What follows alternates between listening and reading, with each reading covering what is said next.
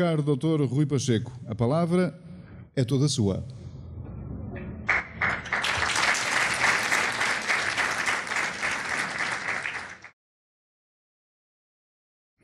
Olá, bom dia. Antes de mais, eu gostaria de agradecer a oportunidade que me foi proporcionada de estar aqui e, em nome da Portitora, agradecer ao Sr. Secretário Regional de Educação o privilégio que é visitar a Madeira pela primeira vez e partilhar convosco aquilo que tem sido a experiência da empresa neste domínio. A minha apresentação vai ser muito mais focada em realizações concretas. A parte aspiracional e o enquadramento acho que já foram feitos e muito bem feitos. Nós na Portitora estamos habituados a fazer acontecer. Eu acho que na política também é isso que está em causa e uma das coisas importantes que eu queria pegar antes de entrar na apresentação provavelmente dita é de que, por exemplo, aqueles enunciados 20 anos que eu tenho de experiência na Portitora e neste âmbito e os 75 anos que a Portitora tem, que é uma coisa, eu diria, invulgar para uma empresa ter, são sobretudo uma história de saber falhar. E quando eu vi várias pessoas levantaram um conjunto de dificuldades e eu não vi, digamos, a parte negativa disto. Uma das coisas boas de estar numa empresa como na Portitora é que nós aprendemos a falhar virtuosamente. E falhar virtuosamente, obviamente, é não expor provavelmente os alunos, por isso nós não fazemos experiências com alunos no plano concreto, mas fazemos coisas, por vezes, em circuitos mais restritos que arrasam completamente o alegado brilhantismo das nossas teses. Eu lembro-me em particular num episódio com uma coisa já bastante remota que se chamava ClickIn, que é o ano passado um outro site que entretanto também já foi fechado, que se chamava Sítios Miúdos, para quem eventualmente se lembra disso. Eu lembro que nós tínhamos um conjunto de 5 designers, pessoas fantásticas, já com uma experiência muito razoável, e que criamos uma coisa que dentro da empresa nós fizemos, digamos, questionários interpares e estávamos todos a esfregar a barriga de contentes que aquilo ia ser um sucesso fantástico. Bastou colocar 3 crianças diante de um computador na altura para nós termos o falhanço mais épico que eu tive na empresa e deitar para o lixo o trabalho de quase 7 meses e uma quantidade considerável de dinheiro. Mas a vantagem é um bocado essa, é tentar falhar em pequeno para fazer bem em grande. E por isso eu acho que as pessoas aqui na Madeira têm, fruto desta iniciativa da Secretaria Regional, a oportunidade de ouro de entrar na carruagem, provavelmente no momento em que tudo isto já está relativamente maduro. Uma das coisas importantes a reter, e nestas coisas eu gosto sempre de dar uns passos atrás antes de chegarmos aos manuais digitais e a tudo aquilo que está para lá dos manuais digitais, é nós refletirmos muito bem sobre o que é esta questão da digitalização, porque em muitos casos aquilo que nós retemos é o que é fácil de reter, que é a realidade que nós conhecemos de outros suportes, de outras dinâmicas. Por isso, aquilo que é importante reter, e por isso é que eu estava a dizer que era importante dar 2 passos atrás, era pensarmos antes da tecnologia, dos manuais ou do que é que seja, pensarmos na finalidade. E isto é um ponto muito relevante, porque, por exemplo, uma empresa como a Portitora, que editou livros, ou só editou livros, e este só é muito entre parênteses, porque nós somos o maior editor português, temos, digamos, o privilégio de editar o único Nobel português, temos alguns dos maiores autores de língua portuguesa no nosso catálogo e temos muito orgulho nisso. Mas uma das grandes mutações que ocorreu na empresa, e eu nesse aspecto tenho, digamos, tentado que isto seja assimilado mesmo dentro da empresa, é a diferença entre disponibilizar alguma coisa e assegurar que alguma coisa acontece. E isto pode parecer uma questão semântica, mas não é uma questão semântica.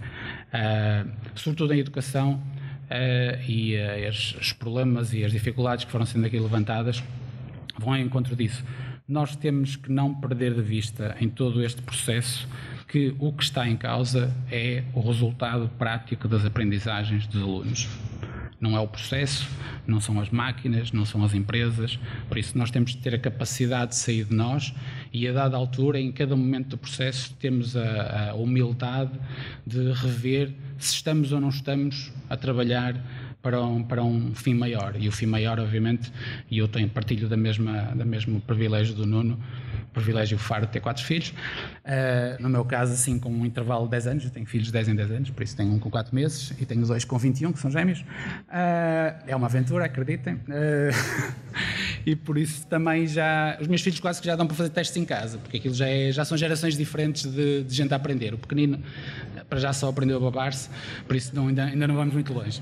Bem, a primeira parte da apresentação tem um bocado a ver com... Nós fazemos este flashback e percebemos que em Portugal já foi percorrido um caminho muito grande, e eu digo com orgulho porque a Portitora protagonizou em grande parte esse caminho. Como eu vos disse, nós soubemos falhar graciosamente para ter, felizmente, alguns sucessos estrondosos. Um deles foi a Diciopédia, a escola virtual já o é.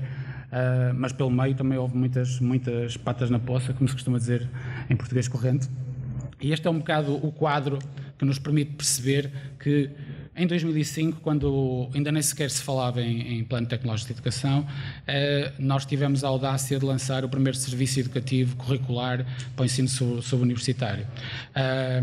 Aliás, mesmo neste domínio, sendo certo que isto teve um impacto muito, muito grande, isto foi parcialmente falhanço, e explico-vos porquê. Foi um falhanço porque nós demoramos 2 anos e meio a pôr de pé conteúdos para o 9º e para o 12º ano, que foram as nossas prioridades na altura, e quando lançamos isto, o impacto mediático foi tal que tivemos o azar de a maior parte das solicitações, e o azar obviamente entre aspas, vinha do primeiro ciclo, vinha de muitos pais e de muitos professores que não, digamos, trabalhavam com os níveis de ensino que nós abordamos, e por isso isto foi um arranque parcialmente em falso, mas na realidade não era possível. Nós temos, com a tecnologia de então, com a experiência de então, temos produzido conteúdos para os 12 anos, tal como desenvolvemos ao longo destes anos todos e reformulamos permanentemente. Era impossível ter criado quase 60 disciplinas ao nível do que fazemos. Aqui nota-se que o tempo já passou porque este senhor gajo já não tem cabelo. Por acaso é um dos pormenores engraçados. A escola virtual foi evoluindo. Uma das coisas importantes que nós criamos, que parece um pormenor, mas é um por maior, foi termos a capacidade de customizar as interfaces às instituições. E neste caso customizamos-la para o Colégio do Rosário, mas já customizamos-la para municípios e podemos customizá-la obviamente para situações como esta no âmbito regional, porque é muito importante que as pessoas se identifiquem com aquilo que estão a usar, que se revejam nisso, e por isso, mesmo ao nível das designações, por vezes, isto são pequenas coisas que fazem com que os projetos, digamos, as pessoas adiram mais aos projetos e se os sintam mais como seus. Nós temos aqui a falar de manuais e às vezes parece que isto é tudo muito recente, como diria o professor José Miguel, mas na realidade nós já estamos nisto desde 2008. Em 2008 eles tinham um aspecto assim um bocadinho, eu diria, medonho, mas era o que a tecnologia da altura permitia. Neste caso concreto até era uma tecnologia que agora não funciona na generalidade dos dispositivos móveis, porque chamava, ainda existe, mas já quase não é usada, se chama Adobe Flash, e esta tecnologia foi abandonada, mas em 2008 fazer isto já era, e não era fazer isto para um manual, era fazer isto para 600 manuais vezes 2 versões, porque o nosso parque de manuais certificados é exatamente esse, são 600. E por isso temos que fazer 2 versões, que é uma versão para o professor e uma versão para o aluno, e mais para dentro eu vou-vos mostrar que o desafio cresce. Criamos também, embora sempre tivéssemos recursos específicos para os professores, a dada altura sentimos a necessidade de criar um grande banco de recursos para os professores, que teve o infeliz nome de BRIP. Não sei porque é que nos ocorreu, mas não era um nome particularmente brilhante, por isso a dada altura aquilo passou-se a chamar só recursos, esse banco na realidade permitia, e essa é que era a diferença em relação ao que estava para trás, mais até do que a questão da possibilidade da pesquisa, era a possibilidade de personalização das sequências de aprendizagem. Isto é, nós em 2009 proporcionamos pela primeira vez em software para o ensino português a possibilidade de se pegarem recursos e editá-los, criar sequências novas, quer com os nossos recursos, quer com recursos alheios. Em 2013 demos um passo grande no percurso daquilo que o Nuno referiu como a ascensão da mobilidade.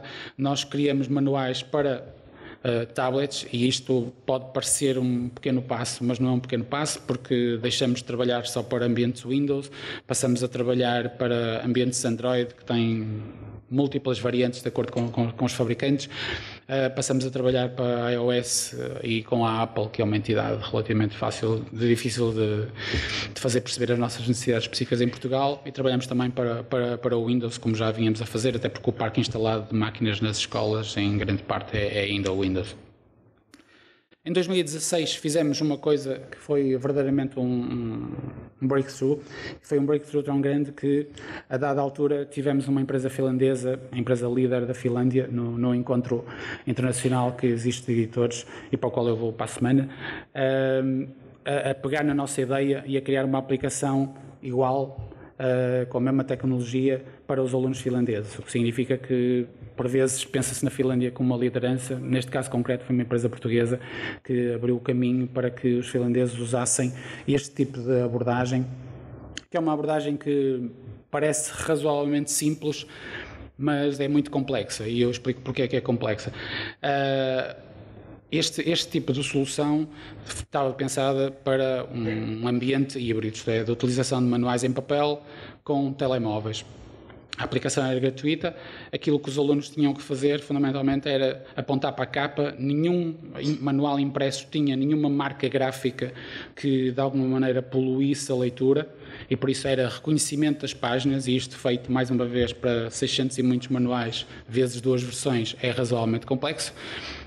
Por isso bastava apontar para a capa, ele identificava o livro de modo a diminuir digamos, o campo de pesquisa que a aplicação depois fazia, e ao apontar para a respectiva página nós tínhamos a possibilidade de despoltar ou uma animação complementar, ou um exercício complementar, ou uma simulação, enfim, muitos outros tipos de recursos que ajudavam a que esta transição digital fosse feita e em que nós trabalhamos com aquilo que existe nas escolas. Por isso, nós já fazíamos, digamos, trabalho em ambientes 100% digitais, fazemos trabalho em ambientes híbridos e fazemos trabalho, obviamente, em ambientes em que só existe papel.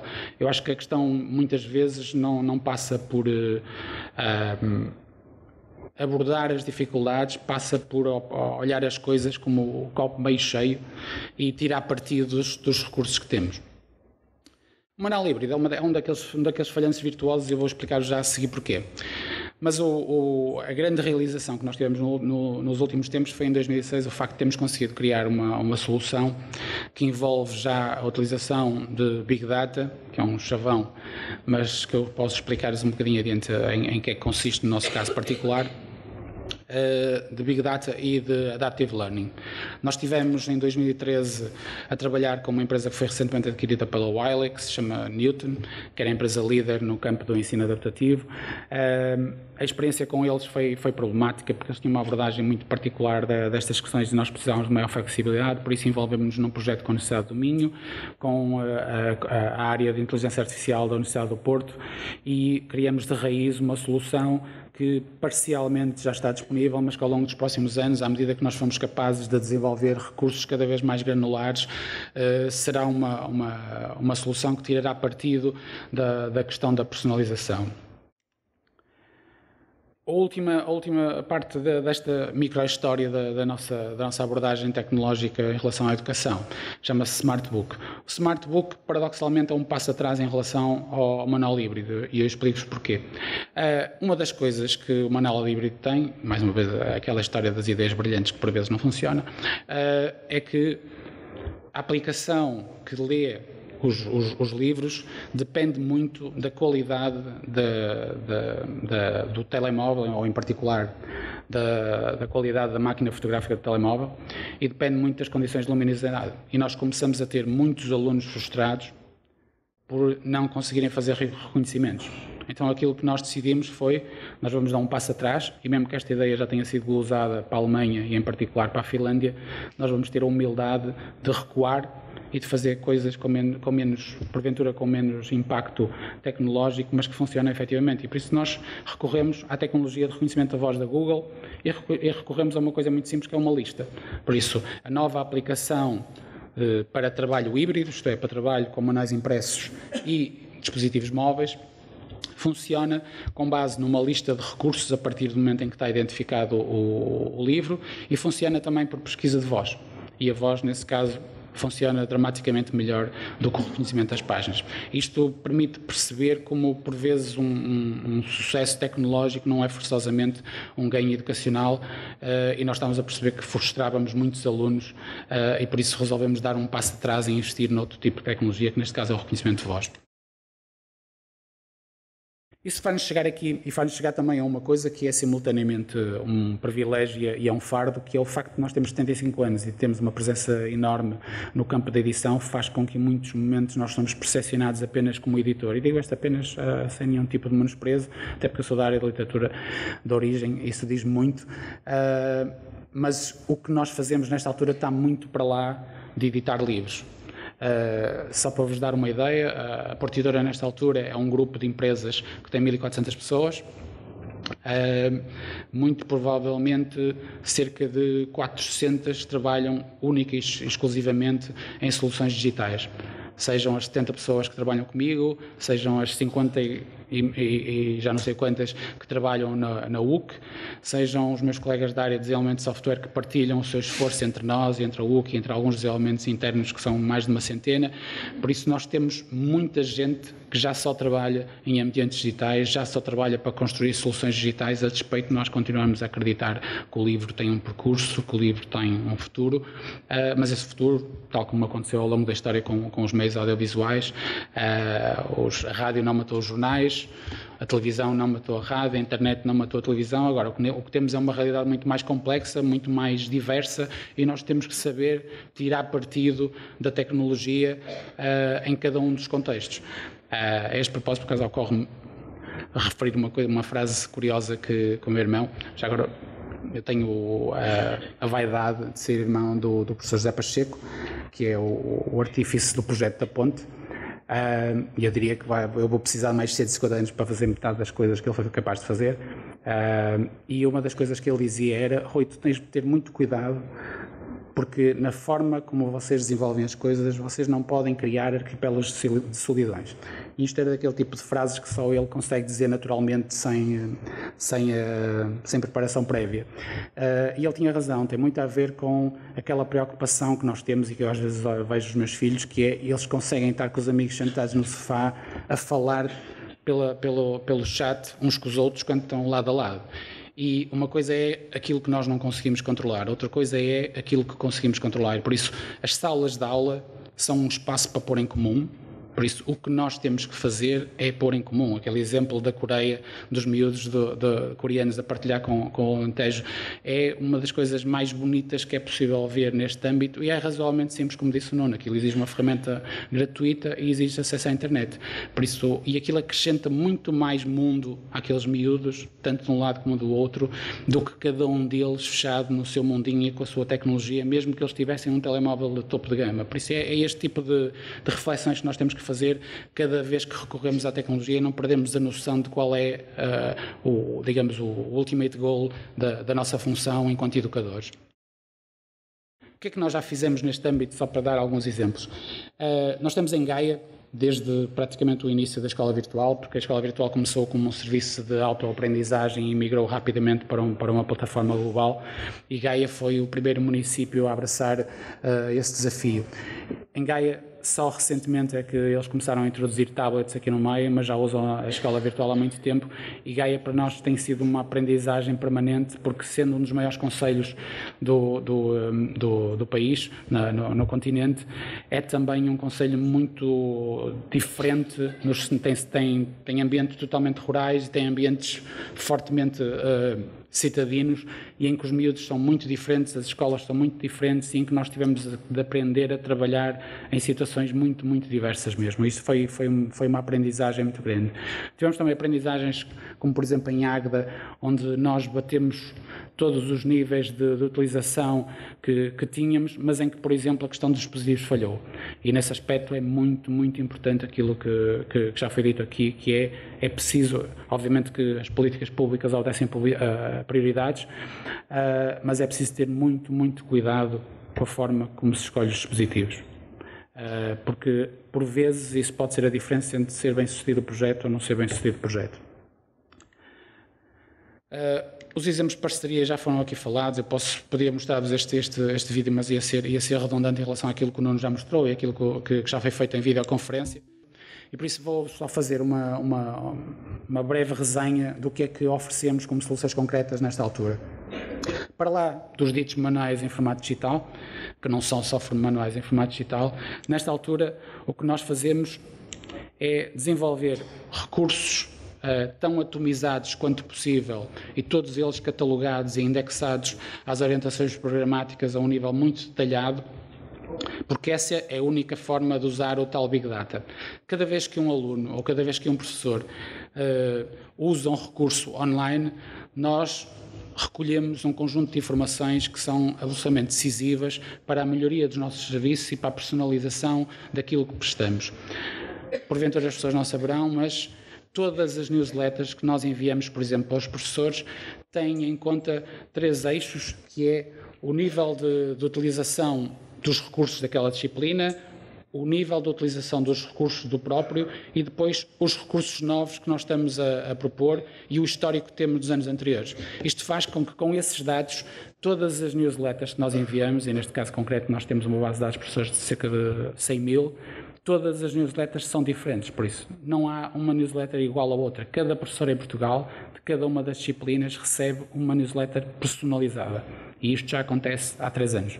E isso só é possível porque nós recolhemos dados a este nível granular. Outro exemplo de aprendizagem é a forma como nós registamos a utilização dos nossos recursos.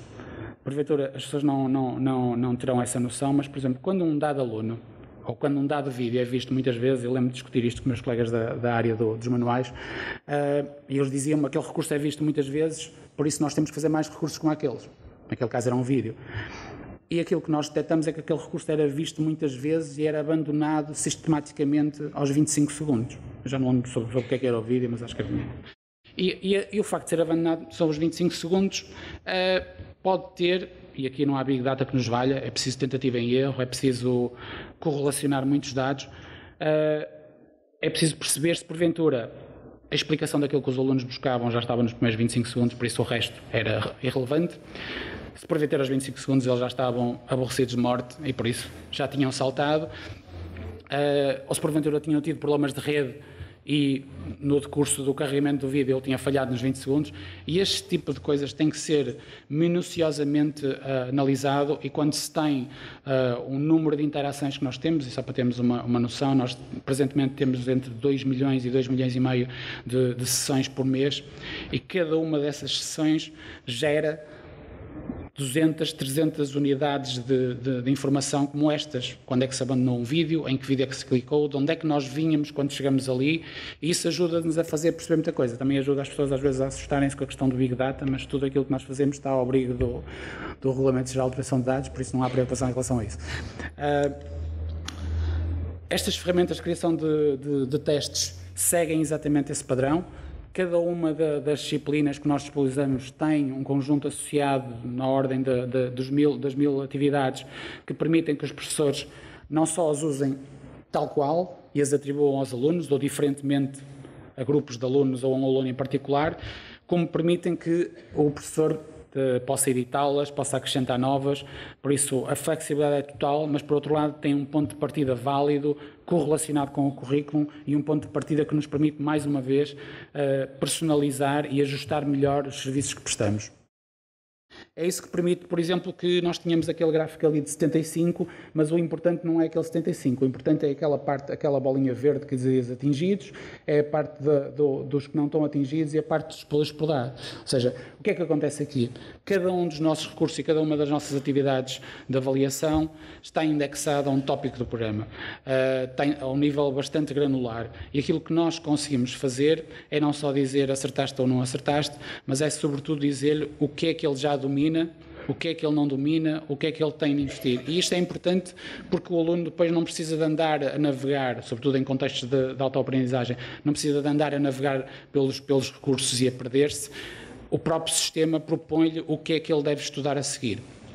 E à medida que nós formos granularizando os nossos recursos e formos sendo capazes de desenvolver estas soluções cada vez mais micro, nós vamos conseguir criar sequências de recursos em tempo real que vão ser, tal como aquelas newsletters, que não são geradas em tempo real, que são processadas, às vezes ao longo de uma noite inteira, nós vamos ter a capacidade de dar a cada aluno, em cada momento, exatamente aquilo que ele precisa, e esse sim é o ultimate goal da aplicação da inteligência artificial e do Big Data ao contexto de ensino e de aprendizagem. Aqui temos a parte da atribuição de trabalhos, e esses trabalhos, como eu falei, tanto podem ser os recursos da plataforma, como pode ser um desafio qualquer para criar um texto. A vantagem aqui é que, em muitos casos, os alunos têm o seu primeiro contacto com planeamento, com cumprimento de datas, com sistemas de alarmística que lhes dizem que já estão em atraso ou não estão em atraso. E depois existe uma outra vantagem, que é essas atividades envolverem recursos nossos, são mais dados que nos permitem personalizar a experiência. Obviamente, se for um texto que é feito em Word e é carregado na plataforma, nós não temos, ou melhor dizendo, nós ainda não temos forma de avaliar isso, mas já há quem o faça no mundo e nós estamos à procura de soluções exatamente para fazer isso. Isto é o resultado típico de um... Por acaso não se vê a parte de baixo desta página, e a parte de baixo é a parte importante, que é... Nós explicamos exatamente que tópicos é que, em princípio, baseado na experiência dele, ele domina, e já agora cada um destes testes é diferente. Isto é, quando o aluno carrega num teste sobre um dado tema, existe um conjunto de perguntas e ele nunca é confrontado com o mesmo teste 2 vezes seguidas. E por isso o importante aqui até nem era tanto mostrar a questão dos tópicos e do progresso, era mostrar o aconselhamento, a tal parte adaptativa, que é, se tu ainda não sabes isto, nós sugerimos que vejas isto ou que faças isto e poderás eventualmente encontrar a resposta às tuas dúvidas. Do lado do professor e do lado dos municípios, nos casos em que nós estamos a trabalhar, e poderá ser o futuro aqui na Madeira também, nós conseguimos dar a um nível muito detalhado, cada uma daquelas bolinhas verdes, quando se passa corrado por cima, dão-nos a designação do tópico que está em causa. Isto permite-nos traçar um cenário muito, muito, muito detalhado daquilo que são os assuntos que os alunos dominam ou não dominam. Nós não estamos a falar de grandes assuntos, tipo ele domina, porque vou dar um exemplo concreto disto. Quando, por exemplo, nós estamos a fazer um exercício e o aluno falha por qualquer razão, pode haver uma montanha de razões pelas quais ela falha. A primeira delas é a pergunta pode estar mal formulada. A segunda podem ser com conceitos a priorísticos. A terceira ele pode não ter sequer abordado o tema nas aulas. E por isso, uma das coisas que nós fazemos e que tem muita utilidade para a nossa equipa editorial interna e para os autores com quem nós trabalhamos é, por exemplo, analisar prioritariamente as perguntas nas quais os alunos falham sistematicamente. Nós não podemos partir do pressuposto que os alunos falham porque não sabem, nós partimos sempre do pressuposto de que alguma coisa está errada do nosso lado. Nós é que não estamos a ser capazes de chegar lá, ou não estamos a conseguir destrinçar qual é a razão. Se é uma questão de nomenclatura, se é uma questão de estrutura, se eles não estão a perceber a pergunta, se eles não dominam uma das partes da matéria, e isto é a parte em que o Big Data funciona bem, porque com muitos alunos a fazer a mesma coisa e quando eles erram todos com o mesmo padrão, isso dá-nos muitas pistas sobre o que é que nós temos que alterar e o que é que nós temos que propor. Por último, nós trabalhamos também com recursos digitais para o ensino pré-escolar, e isto é importante para nós porque tem muito a ver com a nova geração de pais que olha a tecnologia de uma maneira diferente, e também com uma coisa que sempre tivemos em mente, que era nós sempre quisemos dar usos curricularmente relevantes à tecnologia. Ou seja, não se trata de um jogo que se dá no jantar no restaurante para a mão do miúdo, para ele se entreter. Trata-se de alguma coisa que tem uma finalidade educativa, que tem um propósito. Outra das áreas em que nós trabalhamos, e neste caso concreto isto é um projeto que foi desenvolvido com o Instituto Politécnico do Porto, tem a ver com este projeto Eu Leio, que é um jogo, mas é um jogo para uma área muito especial. Nós disponibilizamos esta solução para os alunos do primeiro e do segundo ano, tem muito a ver com a questão da aprendizagem de leitura e, em particular, com as questões ligadas à dislexia. Por último, para termos uma noção do que é isto no concreto, porque muitas vezes fala-se de possibilidades e nós gostamos de fazer acontecer coisas. A escola virtual existe desde 2005, mas todos os anos, eu diria, e essa é a diferença de um serviço, todos os anos nós temos que fazer valer aquilo que fazemos. Isto é, não há nada garantido, aquilo que nós temos é que... Deixa-me voltar atrás. Só para terem uma ideia de até que ponto nós levamos isto a sério, a nossa equipa interna é medida, isto é avaliada não só em função daquilo que nós vendemos, mas sobretudo em função dos níveis de utilização das nossas soluções. Ou seja, nós estamos muito focados na finalidade. Obviamente todas as empresas precisam de vender para sustentar a sua atividade, mas no caso de uma empresa que se dedica a serviços e no caso de uma empresa que se dedica à educação, se nós não continuarmos a ser úteis às pessoas, nós pura e simplesmente perecemos. E por isso nós mantemos muito vivo a ideia de que as coisas que fazemos têm que ser utilizadas. Não podem ser para grupos restritos, não podem ser só para colégios privados, tem que ser para o maior número de alunos possível. E isso cria uma ideia, um propósito e uma ambição completamente diferentes daquela que é trabalhar para grupos. E por isso é que eu aprecio muito o trabalho que é feito pelos professores nas escolas públicas, que em muitos casos estão a trabalhar em ambientes completamente desfavorecidos face à oferta que existe nos privados, onde para lá do parque de crianças que a partida vêm de meios mais favorecidos, lidam com situações muito mais dispares e por isso há muita gente a fazer muito bom trabalho nas escolas públicas e é justo que se diga isto.